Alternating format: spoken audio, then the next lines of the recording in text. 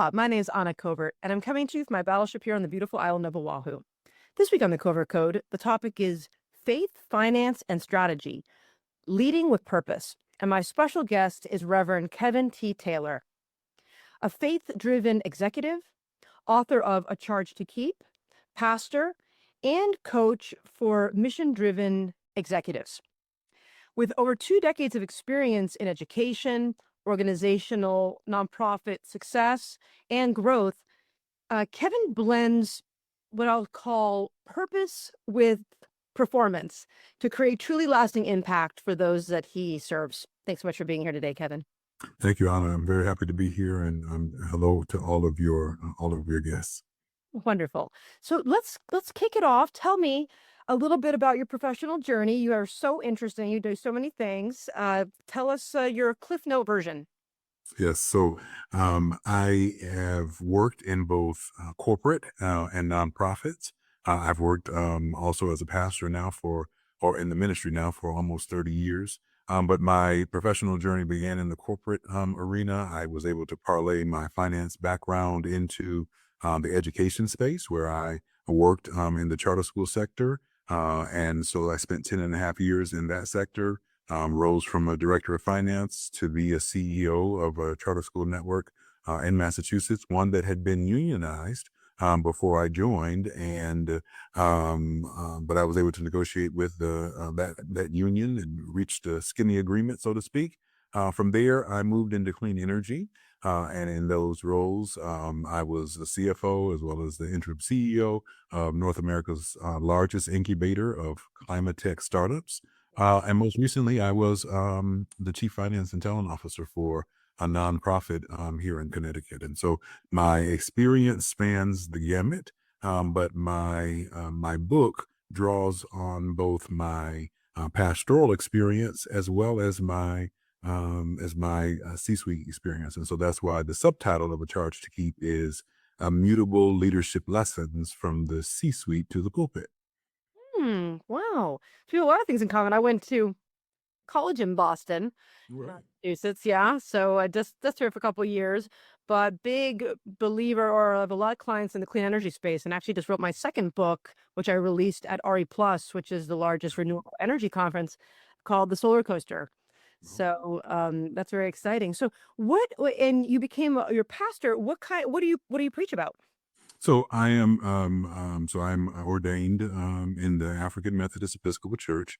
African Methodism is the oldest Black denomination in America, and we are part of the Methodist family of churches. With the Episcopal part of our name simply refers to our governance structure, and so we are open to all. And if you were to come to Israel AME Church on a Sunday, you would hear a prophetic message that centers around the Bible and whatever story, whatever lesson we are learning. And you would also be a part of a movement to be able to change lives. So I believe that it's important for us not just to talk about it, but to be about it. And so if you come to our church, we are focused not just on what's happening in the news, but we are writing to our elected officials, letting them know where we stand on issues. So Israel AME Church is the oldest Black church in upstate New York. It was a stop on the Underground Railroad.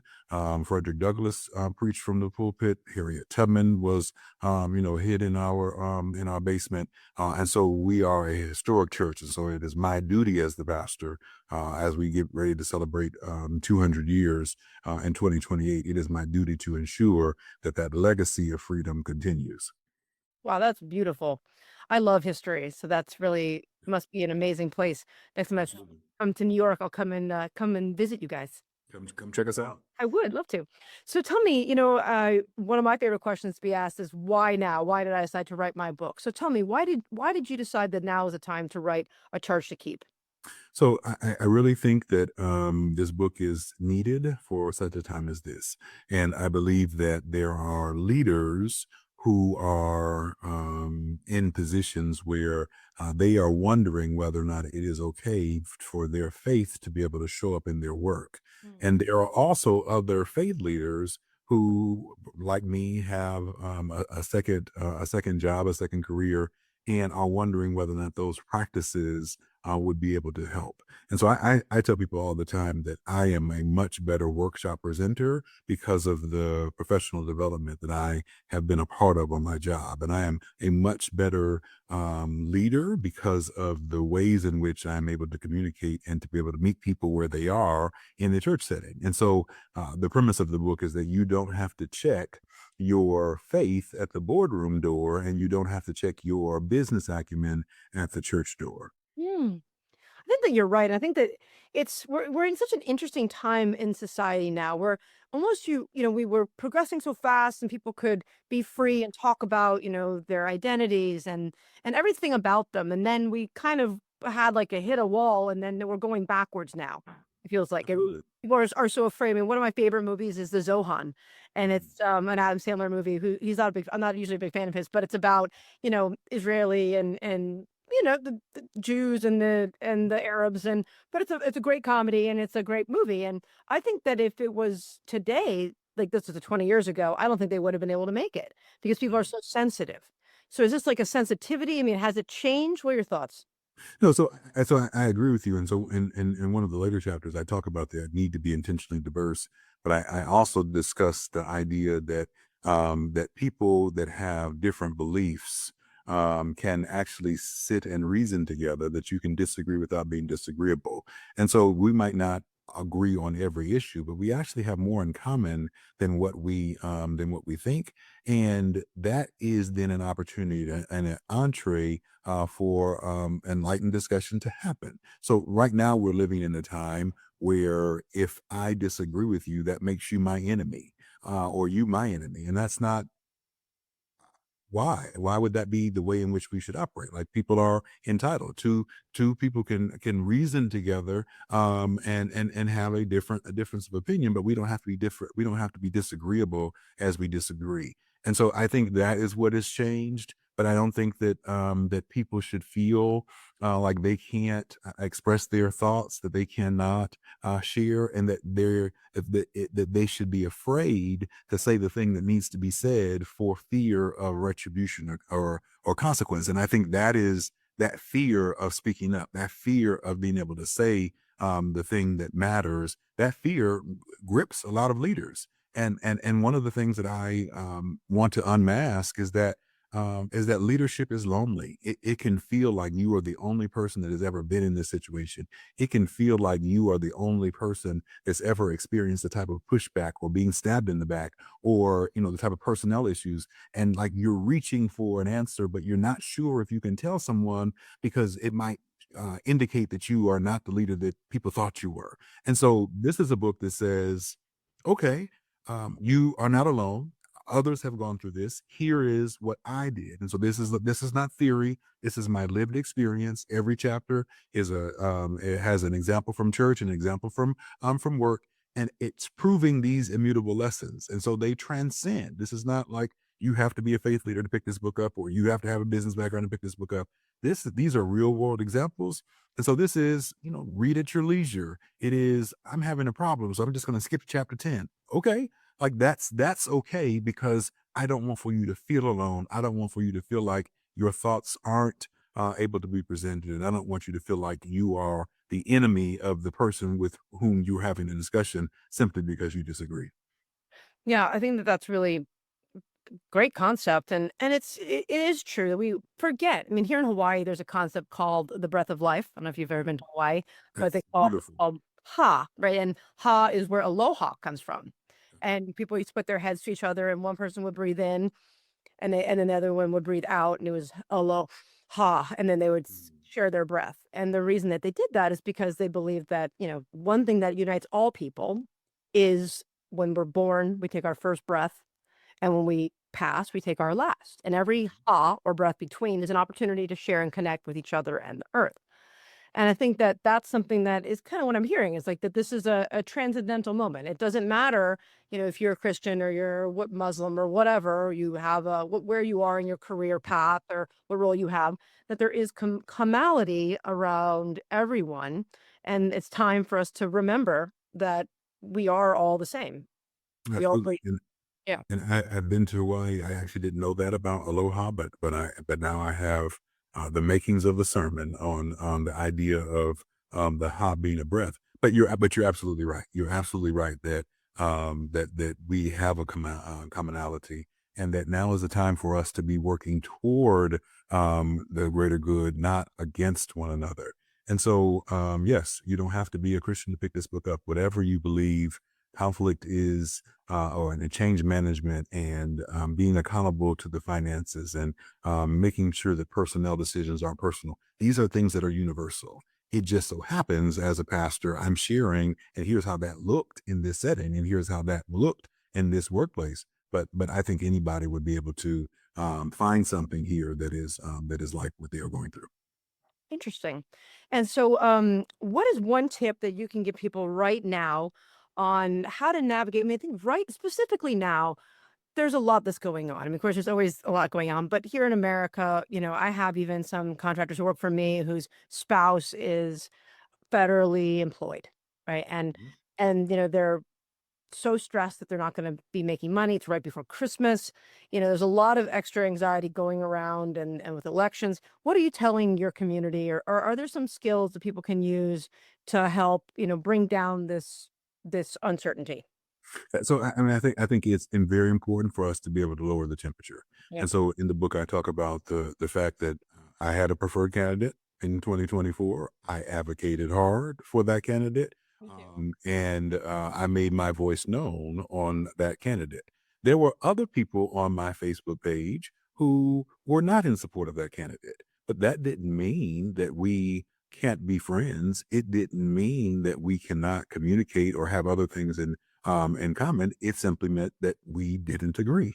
And so, what I think we've got to dial the temperature back to be able to say that what is actually at stake here. Now, we're talking about day number, whatever it is, day number one more than it should have been, right? So, and so, like the reality is that what is at stake is not just the back pay of those persons who are working, but like we're talking about our national interest. And so, what are we really arguing about? What is really the thing? Is it that we just don't agree? Well, people don't agree all the time. Elections have consequences. And so we've got to begin to work together and reason together. And I think that's the moment. And that's certainly the thing that I'm saying to my congregation, is that we've got to begin to hear diverse ideas. And so there's a chapter about being intentionally diverse. The other side of that is that because elections have consequences, we've got to show up and we've got to vote. And so while it feels like the only time that it matters is every 4 years, and then perhaps the midterms, every 2 years, actually every local election matters. And so whether that's the dog catcher or the state education commissioner, or if it's the school board, or if it's, because the reality is that once you're elected to the school board, or once you're elected to the city council, you might aspire for more. And so you might aspire for your state congress, so your state legislature, your assembly, or your senate, depending on what it's called in your state. And so then those are the persons who are going to run for federal office. So like we're really talking about people who were once our business owner in our community, who were once our city council person. And so if you're not actively involved there, the pipeline is what is going to feed the politics for later. And look, the same thing is true in the church. And it's not exactly the same, but the concept remains that every pastor was first a layperson. And every bishop, every person that is in position of power was first sitting in the pew. And so we've got to say as a congregation that if we want better quality at that level, we've got to then be investing in the people now, because somebody somewhere passed someone along and said, I agree that they've been called and they would make a great pastor. And so you got to be careful that that person might very well be your pastor one day, might very well be your bishop. And that city council person might very well be your candidate for president. So I'm also saying that not only do we need to turn the temperature down, but we need to be actively involved at every level, not just when it feels like the elections matter. That's true. I think that a lot of the elections that we thought were going to go a certain way, It was because people were watching the news, and the news is, I mean, I'm in media, right? So Mhm. I could tell you even now with what's going on in the changes of search. Like, now we call it zero click. So I can, and it happens every day. What you see when you search is different than what I see when I search on Google. And that then is also impacting people in mass. So just because you think, oh, it's on the news, well, the news that you saw might be different than the news I saw. Mhm. And the article that I read is different than the article you read. So that, it's like just, I think, really understanding that things are moving very quickly. And it is going back to our principles and beliefs. That's what everything's factored around. To say, is it, just because we're hearing it, do we believe it? And what are we going to do about it? Right. I think what you've described is accurate. And so when we take a step back and we think of things like confirmation bias. So what you just described is if I flipped it, then I'm going to see a lot more things like that. And so now I have in my mind that that's the thing that I want to be able to believe. And I'm living in my own echo chamber. But like, but you have to be able to distinguish whether or not what you are receiving is true or what you're receiving is someone's belief. And so, but like we live in a Instagram, TikTok, LinkedIn, Facebook world where the things that we see confirm for us that what we're thinking is accurate, and it could actually be wrong. I mean, look at the controversy with the Cracker Barrel logo, right? And so all these people are angry about whether or not the logo represents the best of, only to find out that it was bots that were supercharging the message to make it seem as though there were more people. And so we've seen interference in elections. We've seen interference on Facebook. Unfortunately, people have learned the algorithm back in, and they've learned how to be able to gin up support or fan flames. And sadly, it leads to the January 6s, and it leads to the other things that happen. And that's where we just have to take a step back in the moment and be able to say, am I so impassioned by something that I would lead to violence? If that's the case, then I'm actually not. I need to think about how my rhetoric needs to change. And unfortunately, we didn't learn that lesson from January 6th, and so here we are. Here we are. Wow. So, tell me, so you work with a lot of nonprofits and other, you're a business coach. What's one story you can share with us about a nonprofit that, they came to you and you helped them and how is their transformation? Yeah, so I'm happy to tell one, and so because you said that you have a clean energy background, I'm gonna tell this story, and be interested in seeing your perspective. So I joined Greentown Labs, North America's largest incubator of climate tech startups. So organizations that are working to be able to solve the climate crisis and accelerate our reliance or I'm sorry, accelerate our movement toward clean energy. So I was there as a CFO. I joined as a CFO to support the work of the CEO. I had a conversation with the CEO when I joined. I'm not looking to take your job. I'm here to support you. And so I started in January of that year. And in March, April, she tells me that she's going to take her sabbatical. And it was a sabbatical that was planned for the pandemic. But she's coming back. And so I'm going to leave you, Kevin, and two other people in charge. And here are my directions. And she literally left almost 100 pages of directions. And I'll be back. And so great, like we're following the directions. And she calls me in August and she says, Kevin, I'm coming back. And I'm like, great, we've missed you. And she says, but I'm not going to stay. I'm going to step down and I want for you to be the interim executive. And so I'm saying, but like, this is exactly not what we talked about over lunch. Like, I'm here to be able to support you, but like, if this is your This is not on the documentation you provided. right, this is right, this is right. It wasn't in the 100 pages, Right. but so I said yes, and so I became the interim CEO in addition to being the CFO, and so during that time, I knew that the board was going to be looking for a long-term leader. And so there was going to be a national search. And so what my job, having been a CEO, having been a COO, being the CFO of this organization, My job was then not to be that leader, but to be able to give the runway in order for that person to be successful. So all of the challenge that I observed in this organization. So this was the founder that stepped down. This was the person who knew everybody's name at, employee 1, 2, 3, 4, 5, and now we're at 50 employees. This is that person who stepped down, but it was not planned. I mean, it was like a shotgun marriage. Like, she said she was stepping down, and the board said, "Okay, well, who are you going to have? Here's Kevin. Okay, we'll take him." And so, like, I knew that I was under that kind of pressure, but like I also understood that it was going to be important to set the organization up for the future. And so one of those things is to begin to work to operationalize how we do things, and to provide consistency in our promotion practices, and consistency in because to scale means that you have to have the systems in place. And so as we're looking now to transform to a nonprofit, which did happen, that in order for us to do that, we now need to be thinking differently about our approach.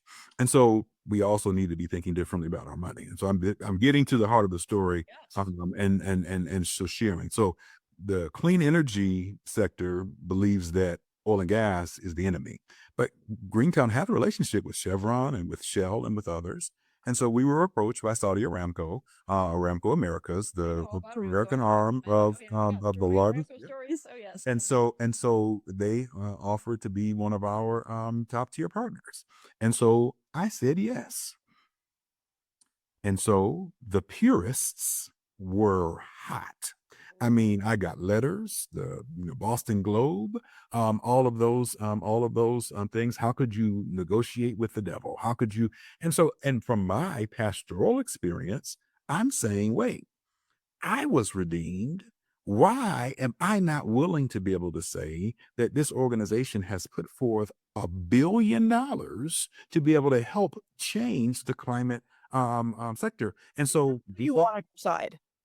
that's what I thought. Yeah. Because look, the Bible says that that Zacchaeus was a tax collector, and not just any tax collector. He was the chief tax collectors, and tax collectors were low down and dirty. And he said, "Lord, if I have taken anything from anyone, I will restore them fourfold." What? So you're willing to say that if you wrong someone, because you have had this encounter, you are willing to then make it right? Who am I to say that this largest oil company in the world has set aside $1 billion to make it right, that I don't want to work with them? That's Well, great. that was the end of me. And so I was dismissed from that job a few months later, when the newspaper he turned up, and again, it was the right decision. So Wow. fast forward to a year or so later, I'm the interim executive for a child development center in Hartford. And my successor at Greentown leaves after 9 months. And part of it was because they so upset the oil sector when they were like, well, we're going to terminate this relationship with Saudi Aramco. And like oil and gas was like, wait a minute now, this is one of our leading. What do you mean you're going to terminate the relationship? And so 9 months later, he's out. So I'm here, and so I write an op-ed in the local newspaper, and I say, "Look, I made this decision, and I would do it again. And as a matter of fact, if Saudi Aramco wants to write us a check to be able to help the black and brown children who are in this school, who are early childhood, to grow up to be not just ready for jobs, but job creators. Oh yes, I will take the philanthropy." Now, look, I'm not saying that every check that you get, you've got to cash. But I'm saying, like, I welcome the conversation. Come on, Saudi Aramco. Come on, Exxon. Come on, Shell. If you can help us to be able to make it so that children can grow up and in the communities most impacted by climate change, to grow up and to be better, then I welcome that support. And so the board was like, well, wait, we don't want a court controversy. They literally brought me to a meeting and asked me, Kevin, do you have a personal stake in Saudi Aramco? I just thought that. I was like, My integrity is not for sale. Understand from having, because Greentown was based in Boston, but moved to Houston.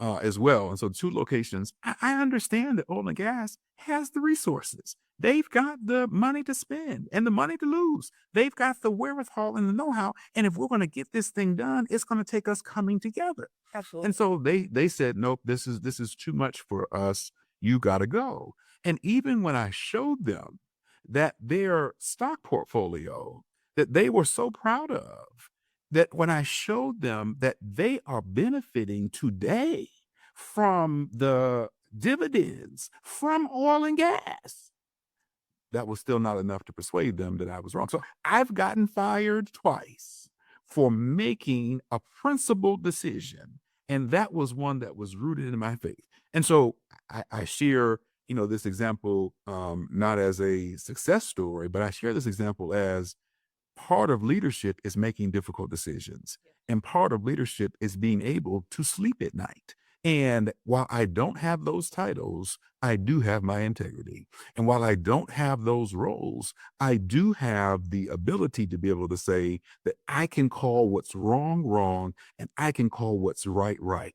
And I believe that if we are truly going to solve this thing, that it's going to take everybody at the table. So I can't say in another context, it's only going to be the Democrats. And I can't say it's only going to be the Republicans. And I can't say it's only going to be this shade of person. And no, it's going to take all of us coming together to find the common good to be the beloved community that Dr. King talked about.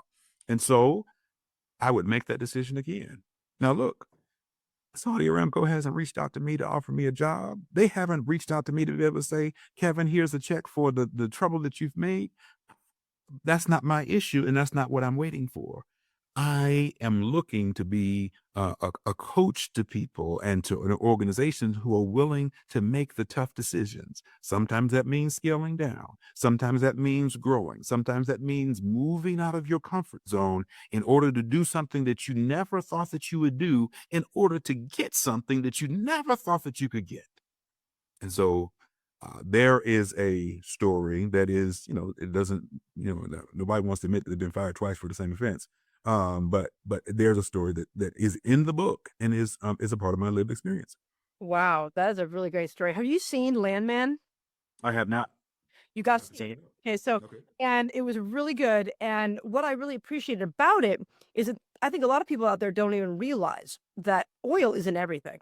Absolutely. Everything, like Mhm. hair products, clothing, Yes. hands, aluminum, everything has oil in it. Yes. And so, and I think, I went to, for me, I think I was a little, when I first got into solar, I was interested in. And I went to Texas for this Power Gen conference. And Power Gen was more about utilities. And I think it's very easy for people to say, and I hear it all the time, and I feel very, but like you, I'm someone who wants what's right, right? Or what I'll speak about what's right. They said that the utility companies are so evil, right? And they are a monopoly, sure. They were the ones who had to put the equipment in. They're the ones who had to lay these lines, and and they're also, anyways. So I went to Power Gen, and up there, they're talking about that, just like what you're saying, that really the way that the world, in order to save the world, we need all sources.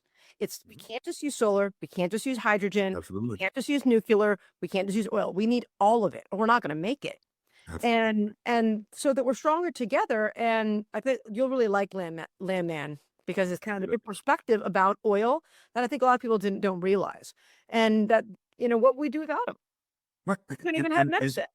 And the transition is not going to be overnight, Yeah. right? So we're not looking to be able to, like, we're looking to accelerate the transition, but we're never going to be able to move from it totally. And it's not going to happen tomorrow because we didn't get into this mess overnight. And so we're not going to be able to get out of it tonight. And so we've got to then work together to be able to say, how do we do it? So look, if an oil rig can be converted to be a wind tower, why not?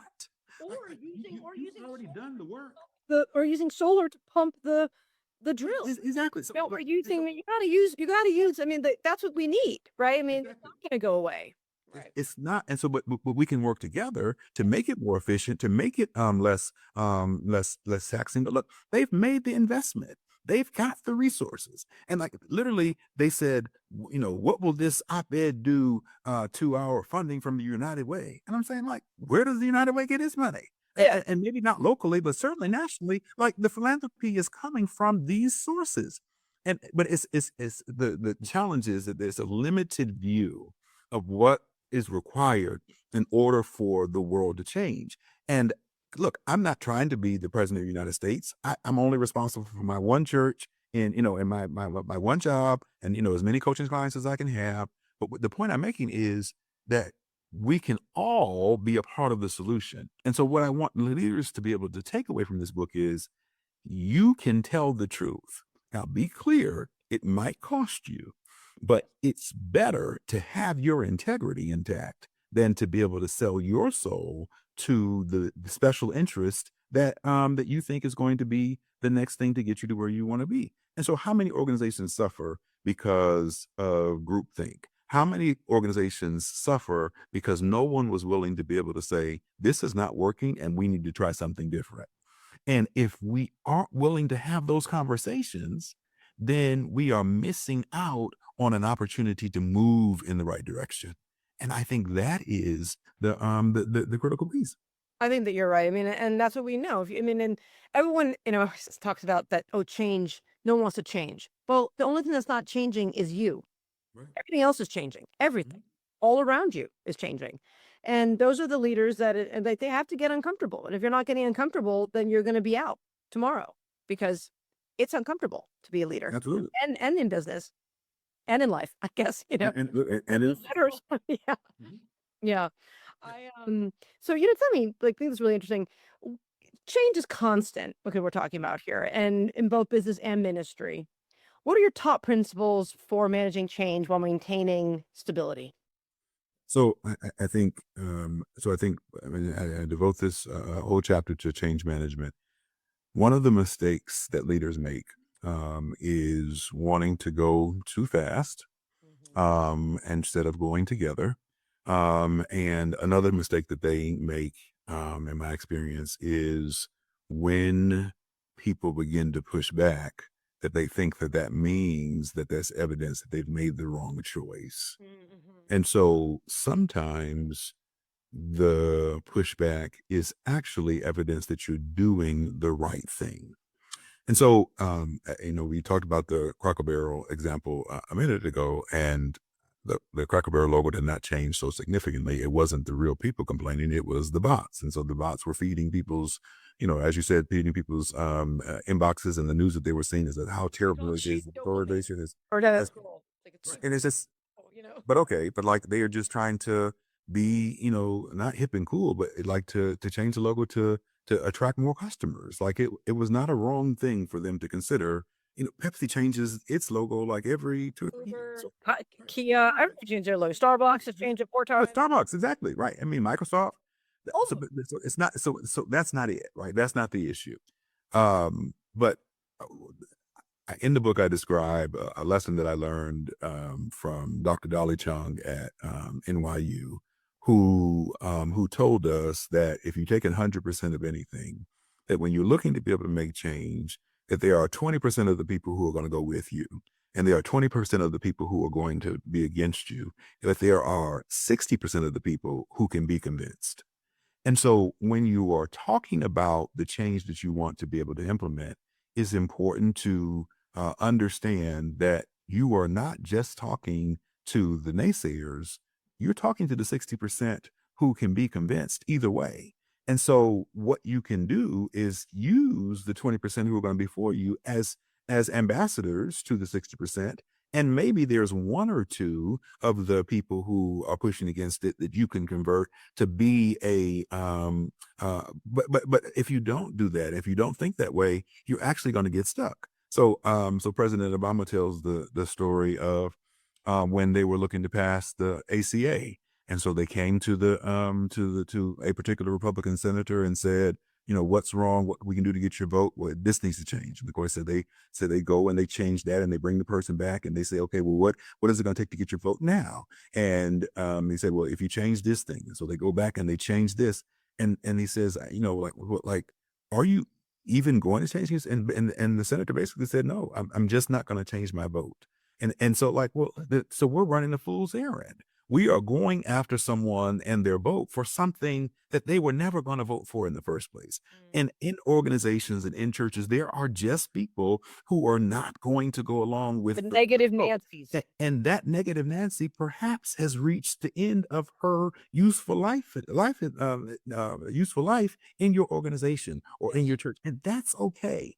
But what we want to do is that we want to, oh my God, that negative Nancy, she has so much institutional knowledge, and if she were to go, the organization would crumble. And if she were not, and sometimes it's like, okay, maybe that's actually what we need in order for us to be able to move forward. So in terms of managing change, I think it's important to remember that paradigm that there are 60% of the people who can be convinced, and also to understand that in that 20% who are pushing against you, some of them are grieving the status quo and are grieving the possibility that what they have come accustomed to is not necessarily going to work in their favor.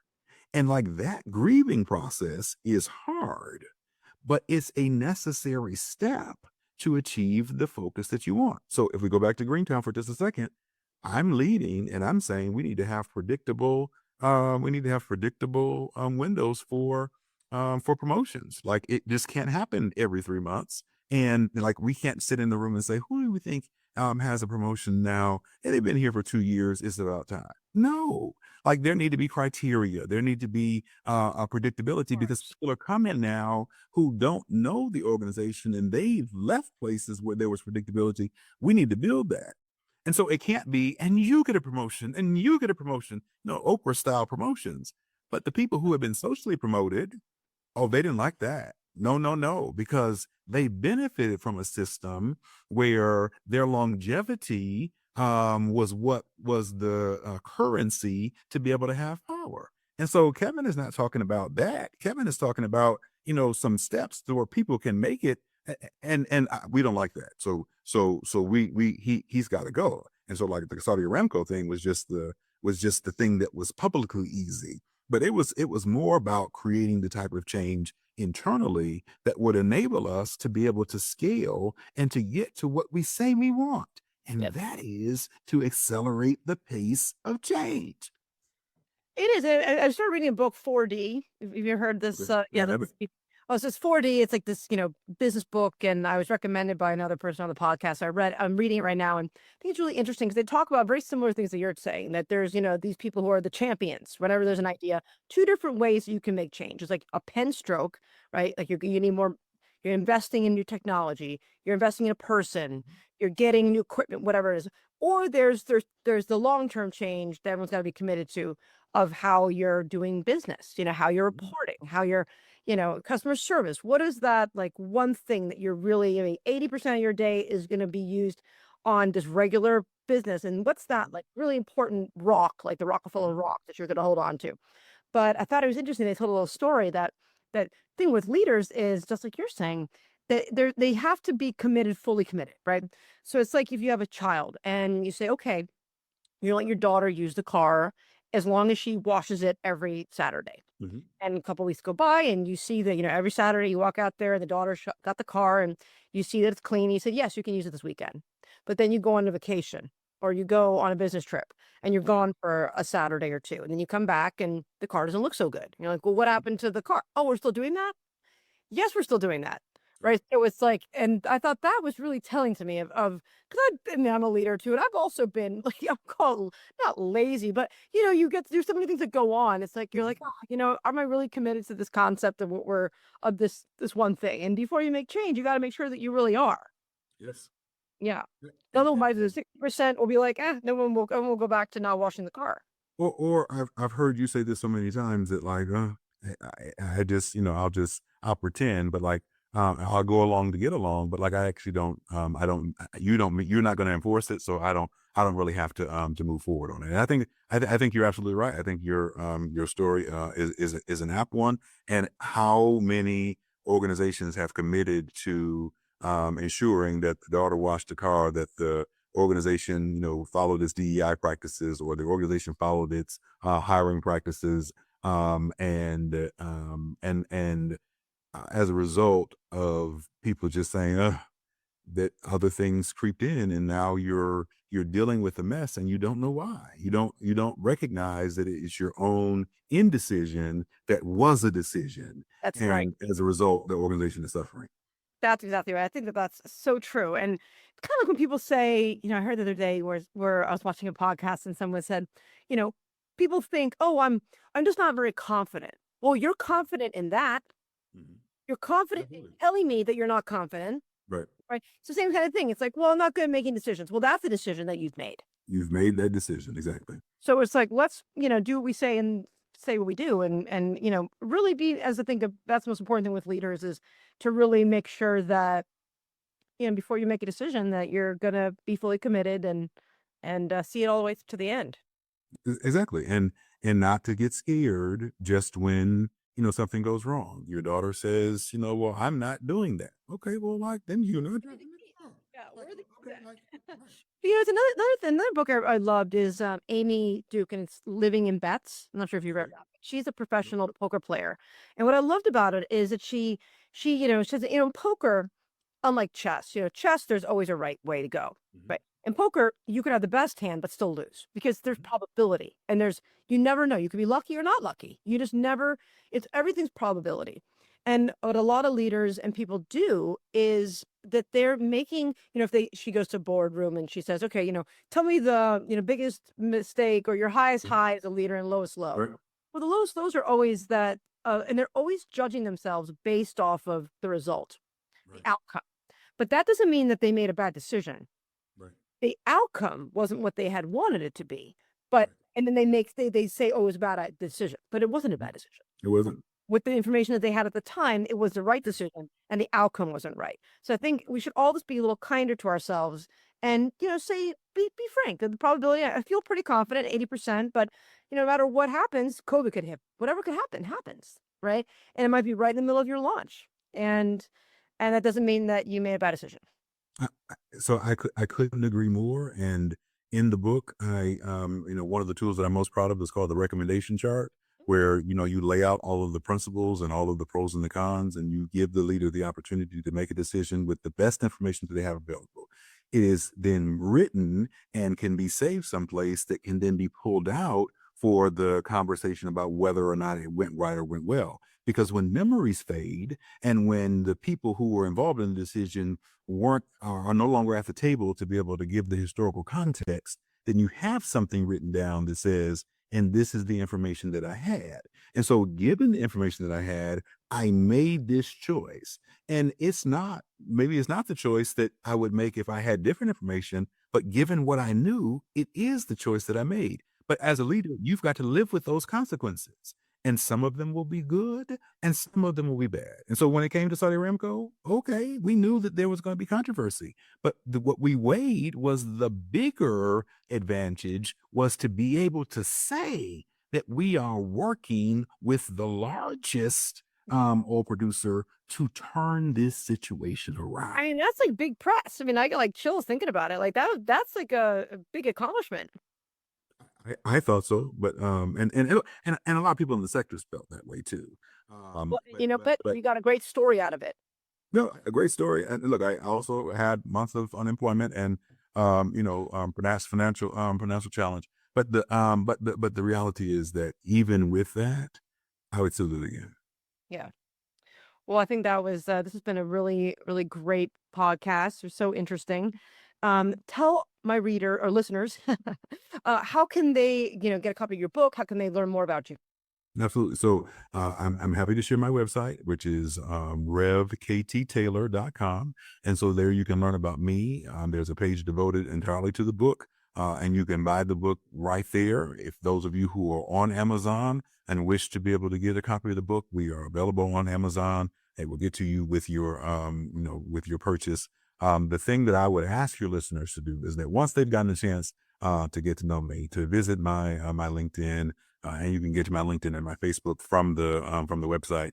And for your listeners to review the book, I think you and I both know from a media space that that it is the reviews and it is the customer feedback and is the buzz that not only drives excitement but also can help move the needle on sales. And I want to be very clear that I want for this to be a New York Times bestseller.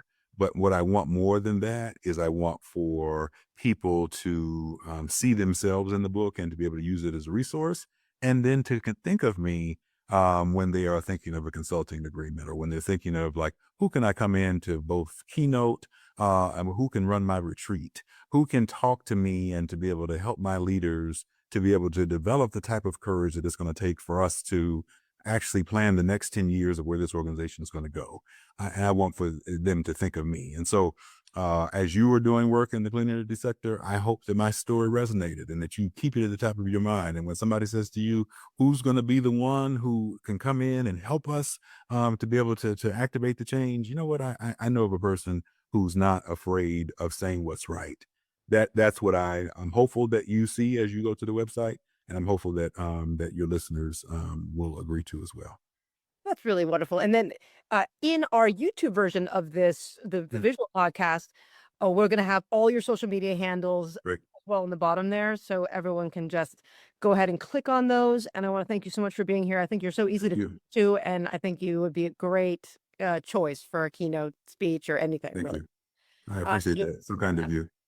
Thank you so much for all my listeners for being here. We are just approaching 60,000 subscribers on YouTube, and it is because of you and your aloha. So please continue to share this content, like it, so I can continue to get great guests like Reverend Kevin Taylor. And I will see you next week in the Pixels. Aloha.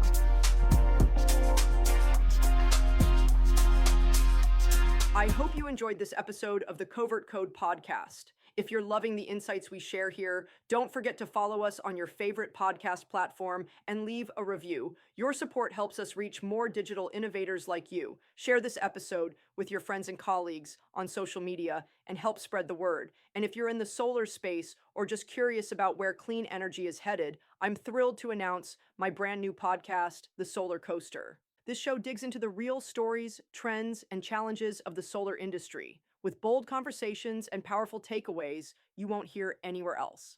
Follow the Solar Coaster now so you don't miss a single episode. Thanks for tuning in. See you in the Pixels. Aloha.